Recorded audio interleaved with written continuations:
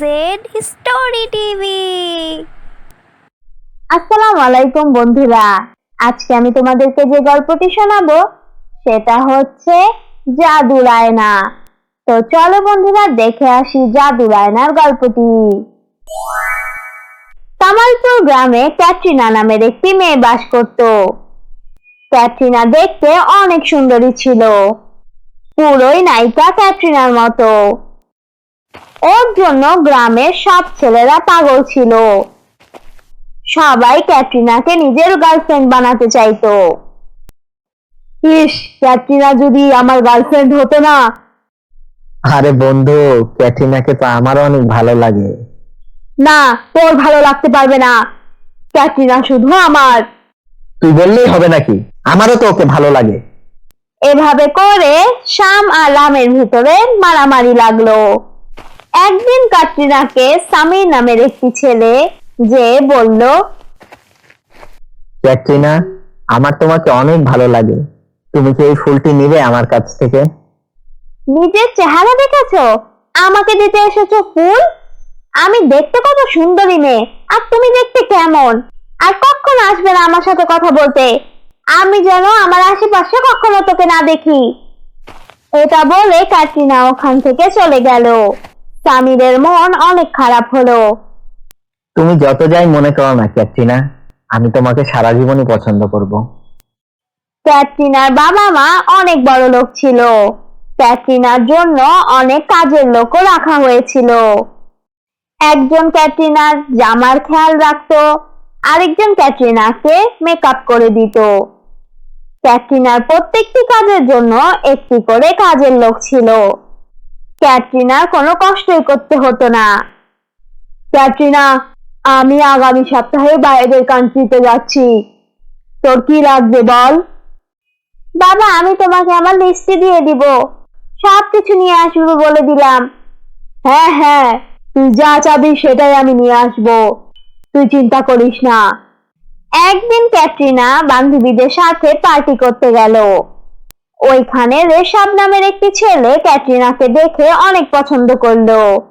রেশাব দেখতে অনেক হ্যান্ডসাম ছিল। রেশাব ক্যাটরিনাকে যেয়ে বলল, তুমি যদি কিছু না মনে করো, আমি তোমার সাথে ডান্স করতে চাই। হ্যাঁ অবশ্যই, কেন করব না ডান্স। ক্যাটরিনা রেশাবের সাথে ডান্স করলো। ক্যাটরিনা যখন বাসায় চলে যাচ্ছিল তখন রেশাব ওকে বলল, আমি কি তোমার নাম্বারটা পেতে পারি? তোমার সাথে কখনো কখনো ঘুরতে গেলাম, আর তোমার সাথে আমার বন্ধুত্ব করারও অনেক ইচ্ছা আছে। ঠিক আছে, এই যে আমার নাম্বারটি নাও। ক্যাটরিনা ওর নাম্বার রেশাবকে দিল। এরপর থেকে প্রত্যেক দিনই রেশাব আর ক্যাটরিনার ফোনে কথা হতো। ওরা প্রায়ই ঘুরতেও যেত। ক্যাটরিনা রেশাবকে পছন্দ করতে লাগলো, রেশাবও ক্যাটরিনাকে পছন্দ করত। একদিন রেশাব ক্যাটরিনাকে ফোন করে বলল, আজকে কিন্তু বিকালে চলে এসো। হ্যাঁ হ্যাঁ, আমার মনে আছে, আমি চলে আসবো। ঠিক আছে, আজকে কিন্তু একদম টাইম মতো আসবে। আচ্ছা, তুমি এত টাইম মতো আসতে বলছো কেন? কি হয়েছেটা কি? না কিছুই না, তুমি শুধু চলে এসো। ক্যাটরিনা রেশাবের সাথে দেখা করতে গেল। যে দেখলো রেশাব অনেক সুন্দর করে একটি জায়গা সাজিয়ে রেখেছে। ওয়াও, অনেক সুন্দর হয়েছে। হ্যাঁ ক্যাটরিনা, এখানে এসো। ক্যাটরিনাকে ওই দিন রেশাব প্রপোজ করলো। ক্যাটরিনাও রেশাবকে হ্যাঁ বলে দিল। ক্যাটরিনা আর রেশাবের বিয়ে ঠিক হয়ে গেল।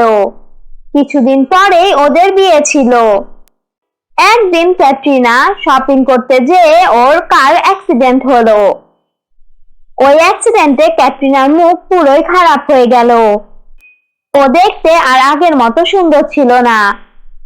ক্যাটরিনার মুখের এই অবস্থা দেখে রেশাব আর ক্যাটরিনাকে আগের মতো পছন্দ করত না। একদিন রেশাব ক্যাটরিনাকে বলল, দেখো, তুমি আর আমার সাথে যোগাযোগ করবে না, আমি তোমাকে আর বিয়ে করতে পারবো না। কিন্তু রেশাব, আমাদের তো বিয়ে ঠিক হয়ে গেছে, তুমি এটা কি বলছো? আমি যেটা বলছি সেটাই, আর আমার সাথে যোগাযোগ করারও চেষ্টা করবে না। এটা বলে রেশাব ওখান থেকে চলে গেল। ক্যাটরিনা অনেক কাঁদতে লাগলো। তখন ওখানে সামির এলো। শোনো ক্যাটরিনা, তুমি দেখতে এখন যেমনই হও না কেন, আমি এখনো তোমাকে আগের মতোই পছন্দ করি। কিন্তু এখন তো আমি দেখতে তোমার থেকে অনেক খারাপ।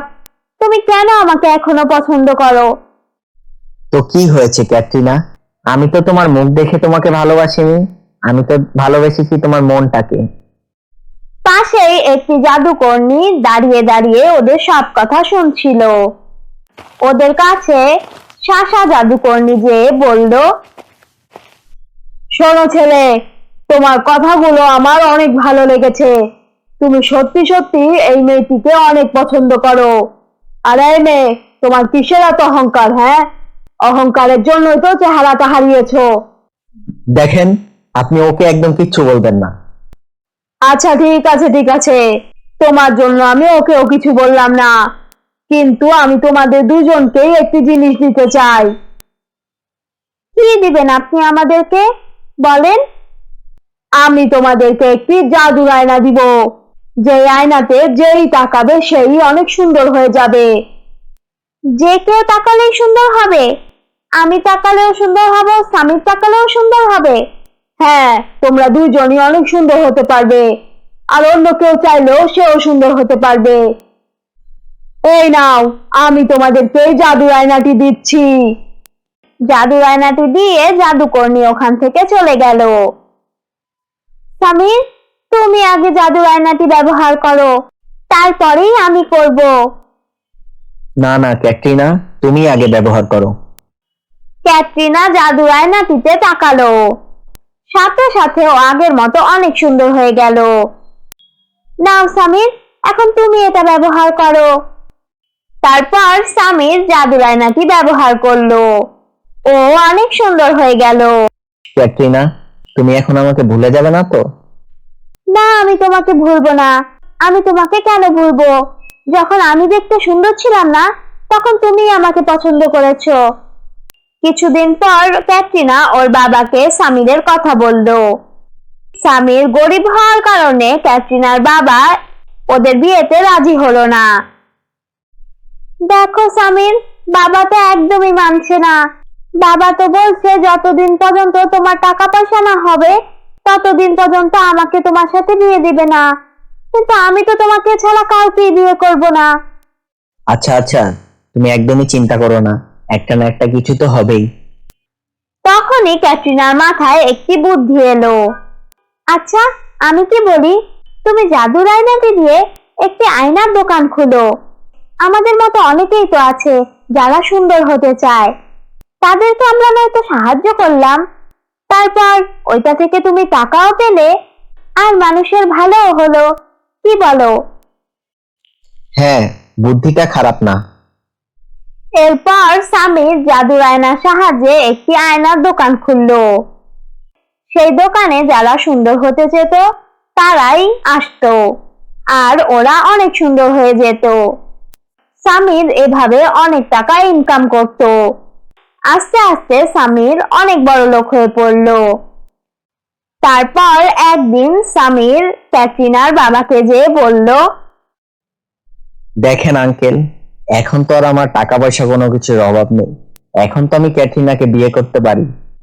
আপনি যেভাবে ক্যাটরিনাকে বড় করেছেন, আমি ওভাবেই ক্যাটরিনাকে রাখার মতো সামর্থ্য রাখি এখন। ক্যাটরিনার বাবা মা এটা শুনে অনেক খুশি হলো। ওরা বিয়ের জন্য হ্যাঁ করে দিল। আচ্ছা ঠিক আছে, তাহলে আগামী সপ্তাহেই তোমার আর ক্যাটরিনার বিয়ে। এরপর অনেক ধুমধাম করে ক্যাটরিনার সাথে সামিরের বিয়ে হলো।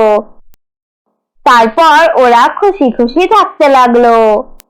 তো তোমরা দেখলে বন্ধুরা জাদুর আয়নার গল্পটি। এই গল্প থেকে আমরা যেটা শিখতে পেলাম সেটা হচ্ছে, যাকে যে ভালোবাসে সে যে রূপেই থাকুক না কেন তাকে সে সেই রূপেই ভালোবাসবে।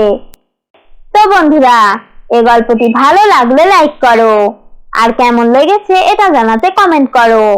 আর হ্যাঁ বন্ধুরা, আমাদের AZ স্টোরি টিভিকে সাবস্ক্রাইব করো। আল্লাহ হাফেজ।